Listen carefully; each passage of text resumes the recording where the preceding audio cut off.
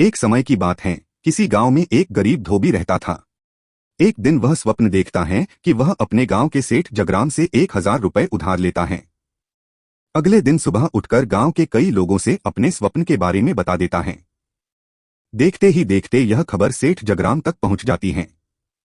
अगले दिन सेठ जगराम धोबी के पास आता है। वह धोबी से दिए हुए अपने पैसे वापस मांगता है। धोबी उसको समझाता है कि वह स्वप्न में उससे पैसे लिए थे।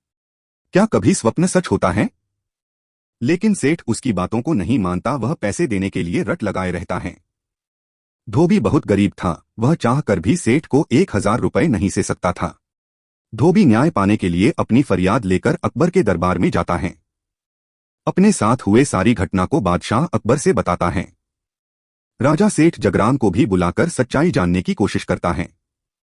दोनों की बातों को सुनने के बाद राजा अकबर असमंजस में पड़ जाता है कि वह फैसला किस तरफ सुनाए।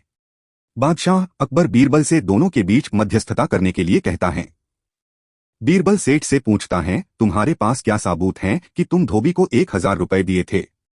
सेठ ने कहा, धोबी अपने आप से गांव के लोगों से बताया है। बीरबल को एक तरकीब सूझती है, वह दरबारी से 1000 रुपए मांगा कर एक दर्पण के सामने ऐसे रखने के लिए कहता है कि वह पैसा दर्पण में पूरी तरह से दिखे। बीरबल दर्पण पर पड़ने वाले पैसे के प्रतिबिंब की तरफ इशारा करते हुए सेठ से कहता है, यहाँ पर तुम्हारे पैसे रखे हुए हैं, तुम अपने पैसे को ले सकते हो। सेठ कहने लगा, दर्पण में दिखने वाला पैसा मैं कैसे ले सकते हूँ?